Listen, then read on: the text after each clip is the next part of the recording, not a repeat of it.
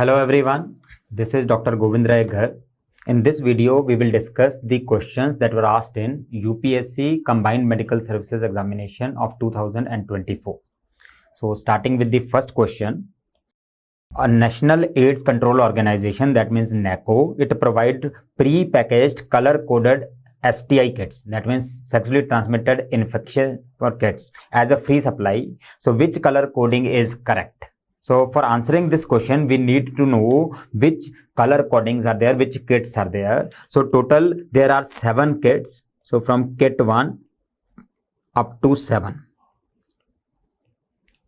Kit 1, it is gray in color. This is for various type of discharges, including urethral discharge, cervical discharge, and anorectal discharge. Kit 2 is green in color. It is for vaginal discharge or vaginitis. Kit 3, it is white in color. It is for genital ulcer disease, which is non-herpetic. Kit 4 is blue in color. It is also for genital ulcer disease, but it is again non-herpetic, but which is allergic to penicillin. So those people who are allergic to penicillin, we give blue color. Then we have Kit 5, which is red in color, and this kit is for herpetic genital ulcer disease. Then Kit 6 is yellow in color. And this is for lower abdominal pain, or we can say pelvic inflammatory disease. And lastly, Kit 7 is black in color. It is for scrotal swelling or inguinal bubo. So the question is how to remember which kit and which color it is meant for. So it's easy to remember. So kit 1 is gray. So you can remember ray. So when we talk about sun ray, so you will get lot of sweating. Pasina aega, bahut sara discharge aega. So for discharge, any type of discharge, it is kit 1 or gray in color. Then kit 2 is green. We know we eat green vegetable. So green means vaginal. Green vegetable. So green VAG vegetable, that means vaginal. So green color is for vaginal discharge. Then we know white color, it is good. We know daag अच्छे हैं. White color के ऊपर दाग लगते हैं, we say it is good. So white is good. So when it is non-herpetic genital ulcer disease, it is white. Whereas when there is penicillin allergy, so penicillin, if you write penicillin, so it look like we are writing pencil. So if a person is allergic to pencil, we will give him blue pen. Most of the pens we use are blue. So blue is pen. That means penicillin resistance. Then red. If you see her face is always red with anger. So if you talk about a girl, most of them, they are angry, red color. So her color is red. So herpetic is red. Then if you see yellow, the last 3 letters containing low. So it is for lower abdominal pain. And lastly, black. So if you say black is for scrotal, and scrotal in between is containing scro. So scro is black in color. So scrotal swelling is black. Okay. So you can remember, revising quickly, ray, sun ray, sweating, discharge, all the discharges, green vegetable, so vaginitis, white is good, so genital ulcer disease, blue pencil, when blue pen is there, when pencil allergy is there, red angry face, angry, her face is angry, so herpetic ulcer, yellow low means lower abdominal pain, and black crow means scrotal swelling. Okay, so now we will come to the options. How many pairs are correctly matched? So we see red urethral discharge. This is wrong. Remember, red is for her face. So herpetic genital ulcer disease, and urethral discharge is ray. That means gray. Okay. Then green vegetables. This is right. So one pair is correct. White inguinal bubo, scrotal swelling. So white is not scrotal swelling. White is genital ulcer disease. Scrotal swelling is black. Crow is black. Okay, so only one pair is correct among these. Clear? So now moving to second question. which are the major complications of oral contraceptive pills. So they are asking what are the major complications of OCPs. So quickly revising, we have discussed several times the adverse effects of oral contraceptive pills. We divide them into mild, moderate, and severe. So major means severe. Okay. So mild are normally present. So mild side effects you can remember from normal. So normal means nausea, edema, recurrent headaches, mastalgia, abnormal bleeding. Abnormal bleeding means the bleeding which is occurring in the first 21 days of cycle, breakthrough bleeding. And L is loss of withdrawal bleeding. That means the bleeding do not occur even in the last 7 days. Okay, so these are mild. Then moderate are mainly cosmetic side effects, like there may be acne, weight gain, or there may be chloasma, pigmentation of skin. These are considered mild side effects.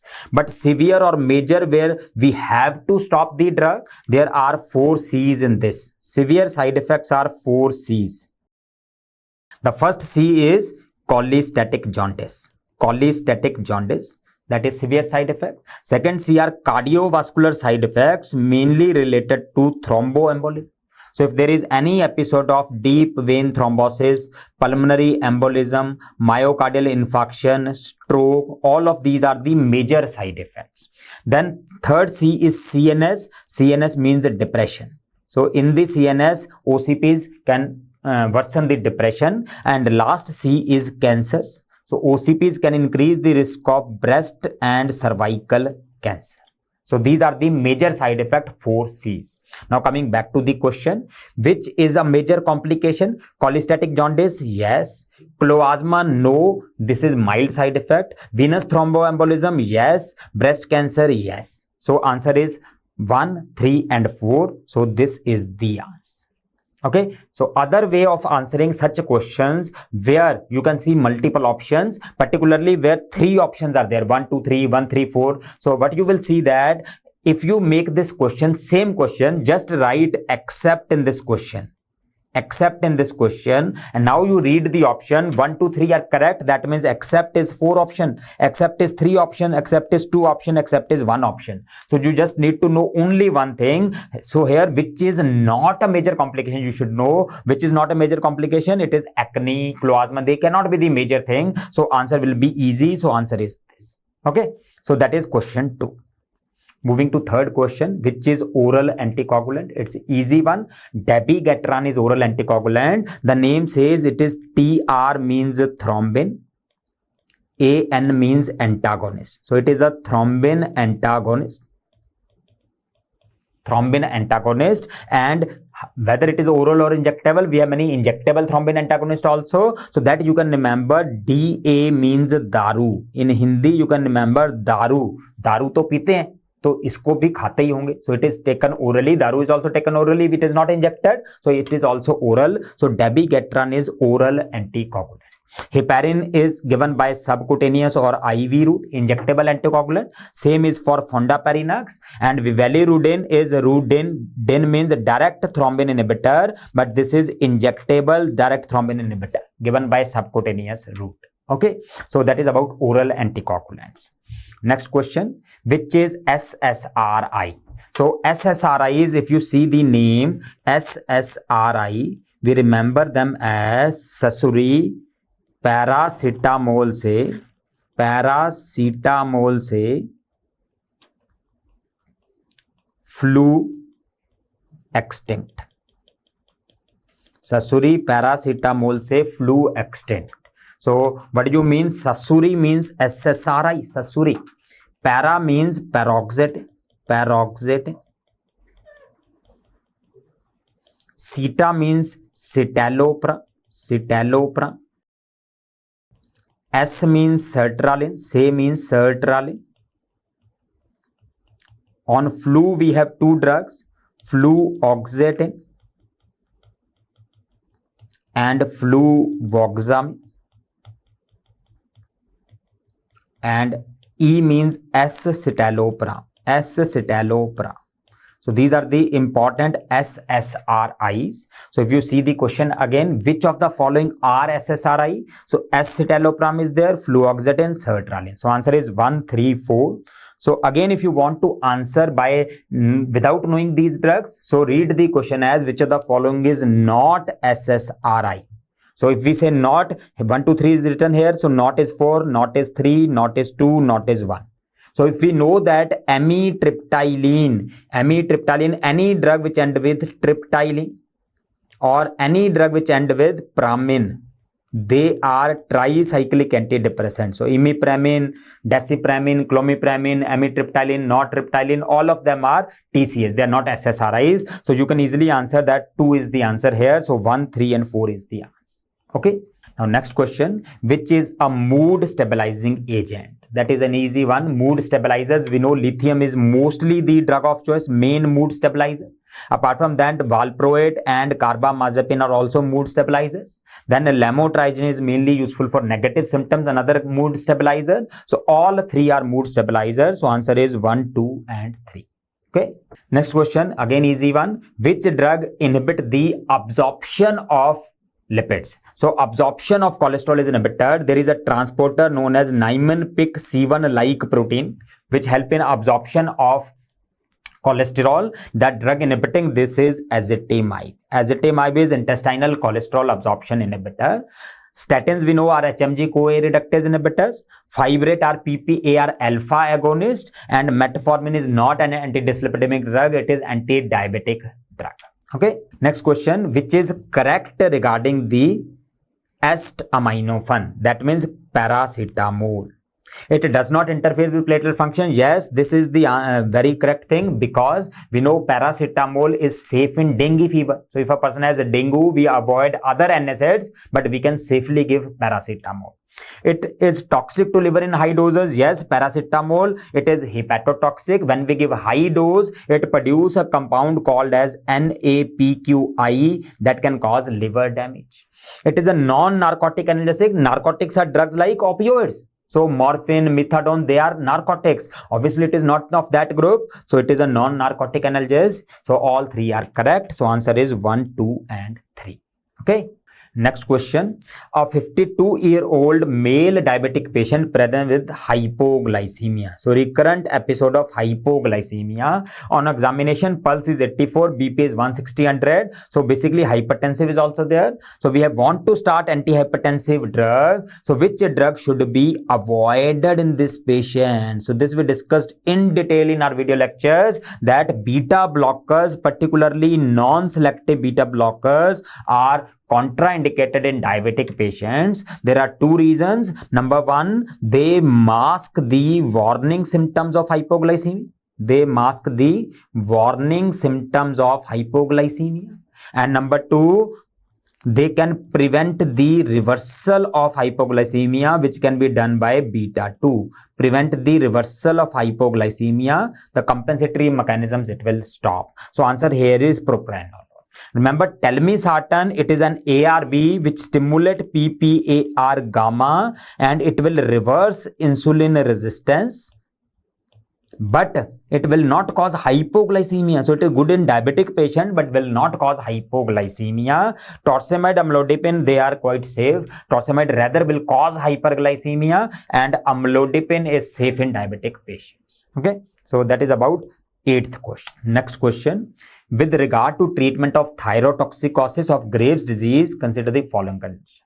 So we have to tell which of these statements are correct. So again, I will make the easy way out. So 1, 2 and 3 are correct, means if they say which is not correct, so here the option will be 4, here 1, here 3, here 2. So which we have to tell out of the 4 which option is wrong. Okay. Propyl thiouracil is suitable in breastfeeding patient. Yes, it is correct. Remember, it is a drug of choice in first trimester of pregnancy. So even if it is after the delivery, obviously it will be safer. Large goiter is indication of thyroidectomy. Yes, if goiter is high, we can do thyroidectomy. Radioiodine is recommended for management in pregnancy. No, any radiation is contraindicated in pregnancy. So this is a wrong statement. A granulocytosis is complication of carbimazole. Yes, both propyl thiouracil, carbimazole, methimazole, this group of drug cause A granulocytosis. So which option is wrong? 3. So if you know 3 is wrong, other even if you do not know, you can answer this question. So 3 is wrong here. So answer is 1, 2 and 4. Okay. Moving to next question. Which glucose lowering agent can be given as injection? So this came directly from our mnemonic, very simple mnemonic. Any drug which end with tide is a peptide, and peptides cannot be given orally. They are usually given by injection. So among these, the answer which is a tide is semaglutide. It is given by a subcutaneous route. All other 3 drugs are oral drugs. Remember, semaglutide recently has been formed as a tablet for oral route also. But now, important to remember, it is not only oral. It is a tide, so it is given by injection traditionally. So injectable preparations are there. Okay, so the answer is semaglutide. Okay. Poorly absorbed antibiotics are often used as adjunctive therapy in patients with hepatic encephalopathy. So which drugs are used in hepatic encephalopathy? First, we'll try to understand what is the problem in encephalopathy. Problem is accumulation of ammonia. It go to brain. That cause encephalopathy. Now, from where does this ammonia come? In our GIT, there is presence of urea. So this urea is broken down to produce ammonia by an enzyme called urease. But the question is, from where this urease come? So it comes from urease positive bacteria.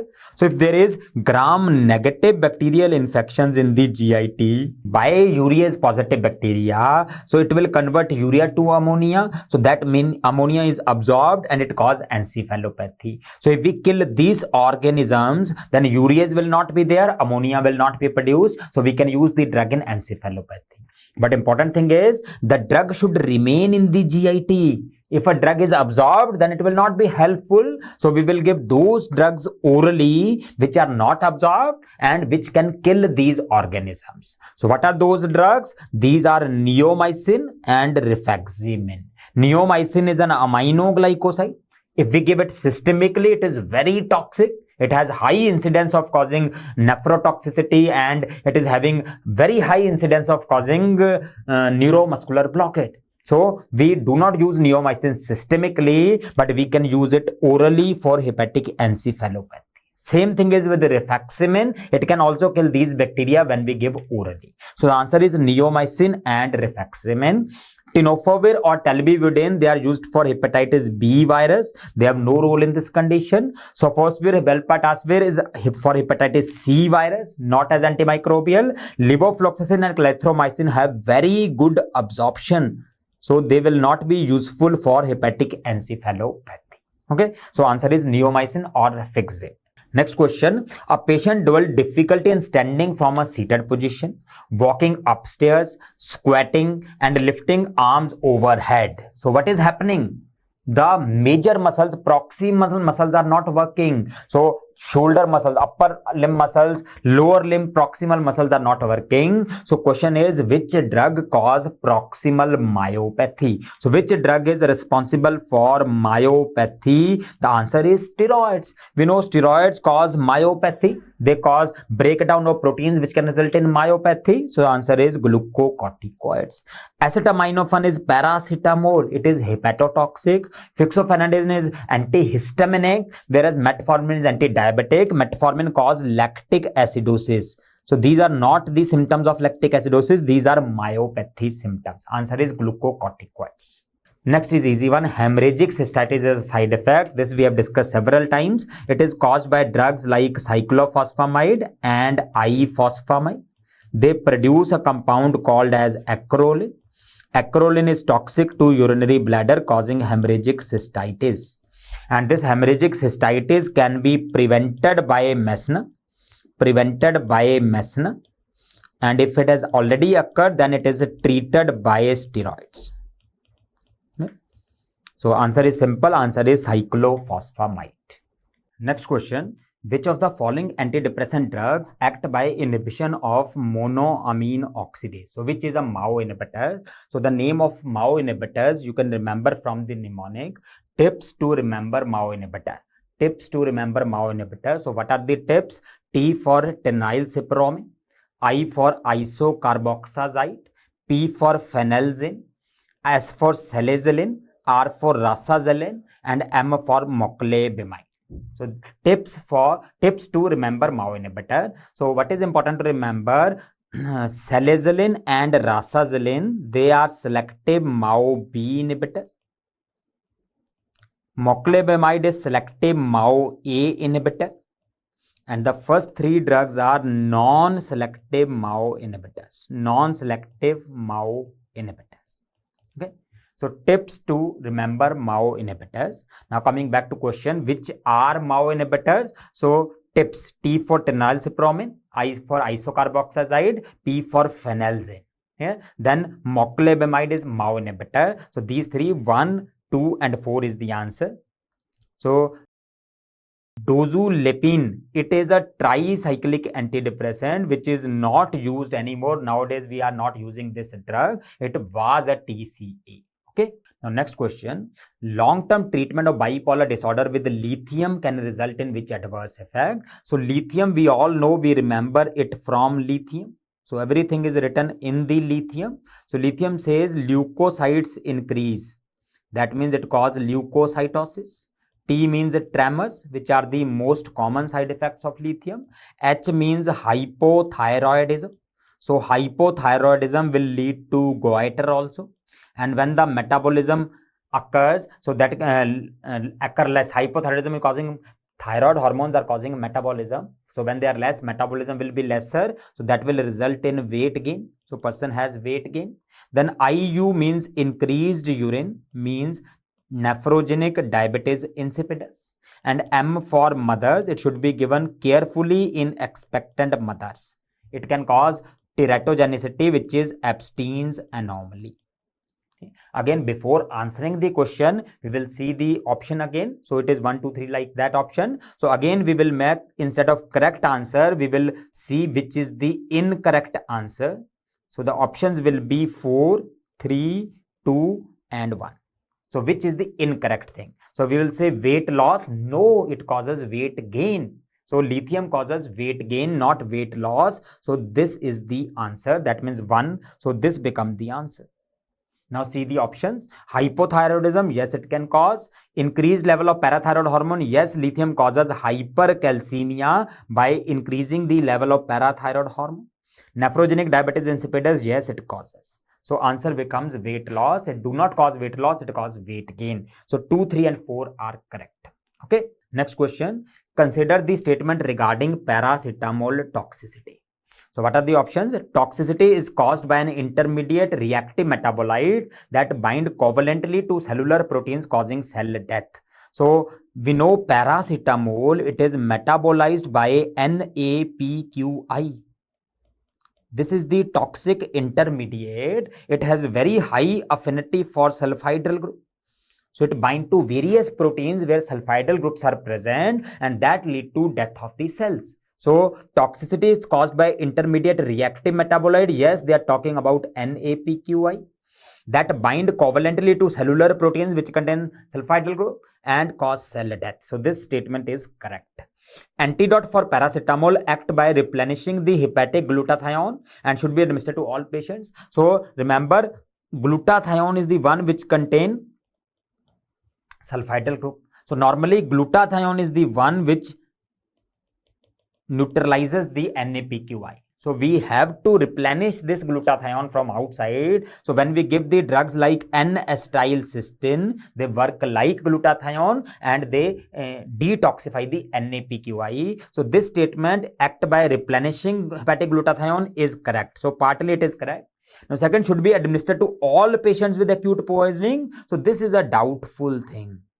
Every person should not be given. Obviously, it depends upon many things. Number one, it depends upon how severe the toxicity is, how much paracetamol has been taken. Number two, how long the person is not coming. Suppose the person comes after 3 days, then it will be useful. So it is best when given within 8 hours. So we will keep this option at aside. Third, IV acetylcysteine, N-acetylcysteine is highly efficacious antidote. Yes. If administered within 8 hours, yes, that is the correct statement. Next, methionine may be used in alternative antidote. Yes, we can use methionine. It is also sulfidyl group containing compound, but it is less effective. Again, this is correct. So 1, 3 and 4 statements are definitely correct. So we will see the option which contain 1, 3, 4. There is no such option. So it is 1, 2, 3, 4. So we will give the benefit of doubt and consider this also correct. Clear? So all 4 we will mark it as correct, but statement 2 is partly correct, not completely correct. Okay.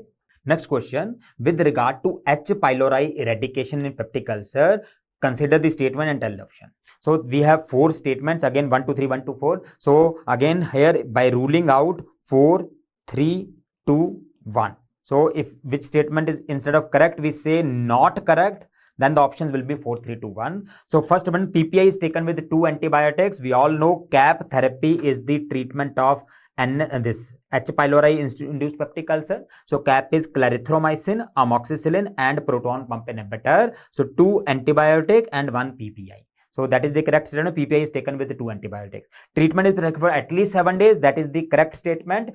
Minimum 7 days treatment is required with these 3 drugs. But nowadays we are recommending the treatment for 14 days. So minimum is 7 days, but nowadays we are using it for 14 days. So that is also a correct statement. Treatment of H. pylori lead to vitamin B12 deficiency. So here is the catch.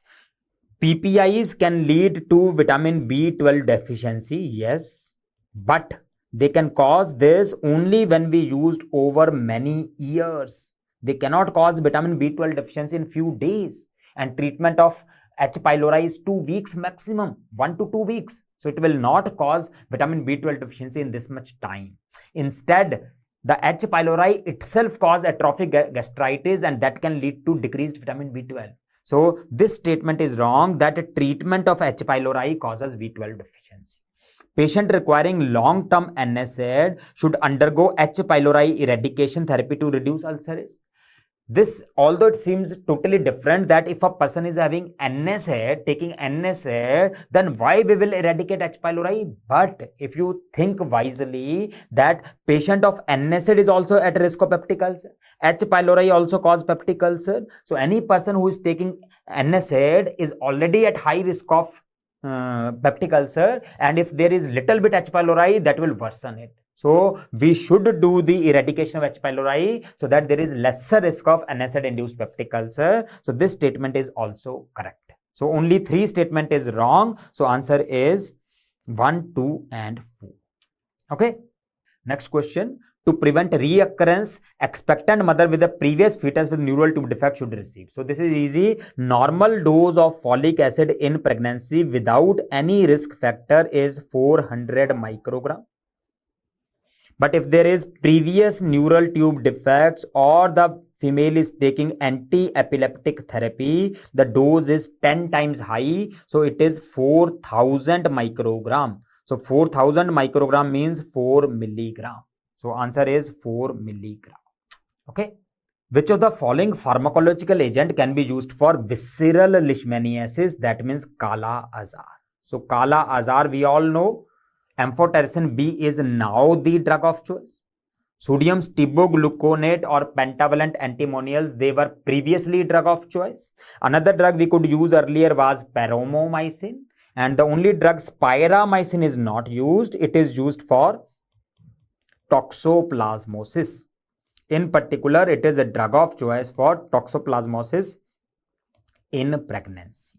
Okay. So the answer is 1, 2 and 4. This is the answer. Okay. Next question. Consider the statement regarding organophosphate induced delayed polyneuropathy. So before going to the question, we will discuss little bit about organophosphates. We know organophosphates, they normally inhibit acetylcholine esterase enzyme. But some of the organophosphate, they can also inhibit neuropathy targeted esterase. Neuropathy targeted esterase can also be inhibited. So the organophosphate which we are using as pesticides, they mainly inhibit this enzyme. They can also inhibit this enzyme, but only in severe overdose. But some of the organophosphates, like the example given here, triorthocrysyl phosphate, they are inhibiting this enzyme at even a lower dose. Okay, now when we inhibit this, we can treat acetylcholine enzyme increases, esterase is inhibited, acetylcholine level increases, that cause symptoms of organophosphate poisoning. Whatever we discussed, pinpoint pupil increase in secretion, those all are this. So that is causing the acute symptoms. But after 2 to 4 weeks, usually 2 to 3 weeks, 2 to 4 weeks, some drugs, particularly cresol, we've discussed, they can inhibit this enzyme also, and inhibition of this lead to polyneuropathy.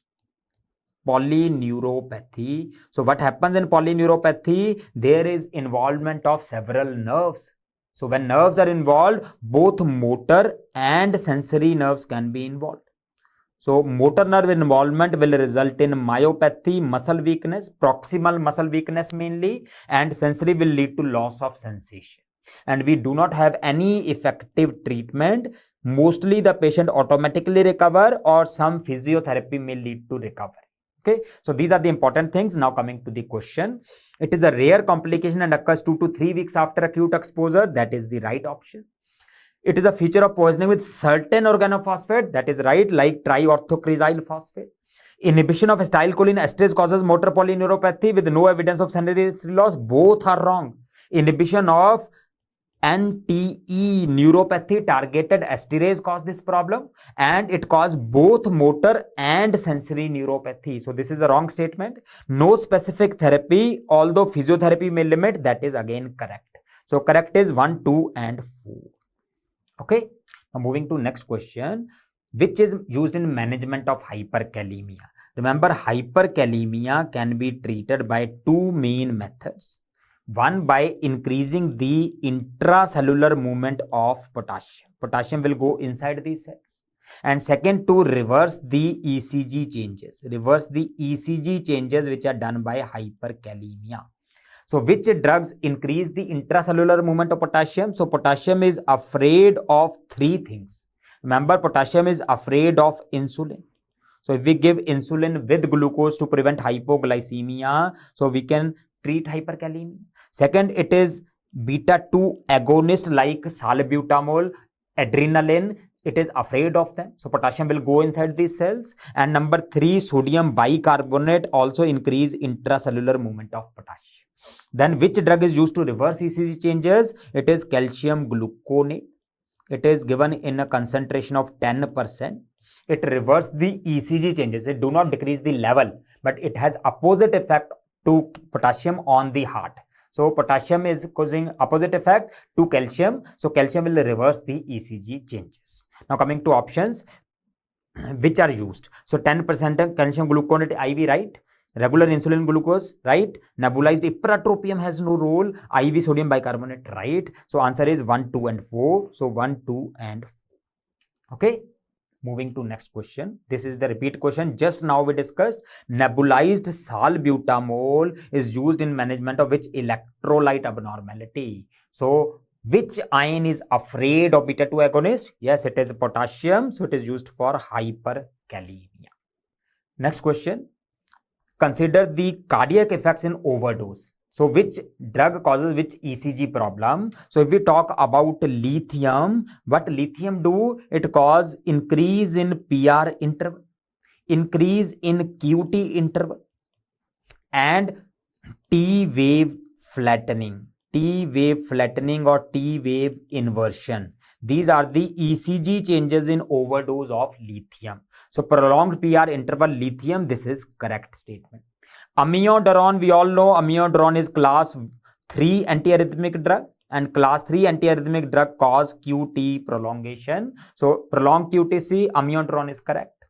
White QRS, kerosene. Remember, kerosene usually do not affect the heart, so QRS is not changed. Organophosphate tachycardia is wrong. Organophosphate cause bradycardia. Organophosphate increase acetylcholine, that will cause bradycardia. So question, how many pairs are correct? So first 2 are correct. So only 2 pairs is the answer. Okay. Next question, which is most appropriate initial management of hypercalcemia? So how we treat hypercalcemia? So first of all, what we do, we will do hydration. Hydration means we will give plenty of normal saline. And after hydration, we will give loop diuretic like furosemide. So this is the first thing we will do in treatment of hypercalcemia. Then we will give the drugs to treat hypercalcemia like bisphosphonates, which are drug of choice. Bisphosphonate like pamidronate or zoledronate we can give. They are drug of choice for treatment of hypercalcemia. The alternative drug we can give is calcitonin. And calcitonin, you can remember, is the fastest calcium lowering agent among the drugs. And if these are also not able to work, then we can do dialysis. Rarely we were adding the phosphate, but nowadays we do not use, so we will do dialysis. So this is the sequence to treat hypercalcemia. So question is, which is the most appropriate initial treatment? So initial treatment is hydration and loop diuretic. So intravenous infusion of normal saline is the answer. Okay.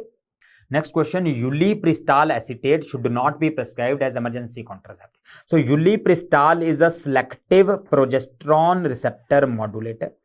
It is used as a single 30 milligram dose for post-coital contraception, emergency contraception, but it is metabolized by liver. So if there is liver failure, then it is contraindicated, because it can lead to toxicity. So the direct answer, it is avoided in a patient with liver failure, should not be given in liver failure. Okay, moving to next question. This is regarding the Central Drug Standard Control Organization. Remember, Indian government, it has a ministry which is called as Ministry of Health and Family Welfare. Under this ministry for health, there is DGHS, Directorate General of Health Services. This has several parts. One part of Directorate General of Health Services is Central Drug Standard Control Organization, on which question is being asked. And the head of this, the HOD of Central Drug Standard Control Organization is DCGI, Drug Controller General of India. So as we discussed in our clinical trials, this is a licensing authority. So this gives the license to the drugs, approval of a drug, clinical trial, everything is seen by these people. Now CDSCO, it has many zonal offices, mainly 6 zonal offices are there. Head office of CDSCO is present in Delhi, New Delhi. 6 zonal offices are there, and then there are several port offices. The main function of port officers is to see the import and export of drugs. Okay. So with this information, we can go to the options. So question is, which statement is correct? CDSO is headed by Drug Controller General of India. Yes, it is right. DCGI is the HOD. CDSCO is a part of Directorate or Director General of Health Services. That is also right, is a part of DGHS. CDSCO is under the Ministry of Chemical and Fertilizers. What we have to do with chemical and fertilizers? We are doctors, so we will talk about health. So it is under Ministry of Health and Family Welfare. So chemical fertilizers is wrong. CDSCO has a network of several port officers for monitoring import and export. This is also right. Okay. So 1, 2 and 4 are right. Okay. Next question, which of the following drug is most effective in treatment of gestational trophoblastic neoplasia? So basically they are talking about condition like choriocarcinoma.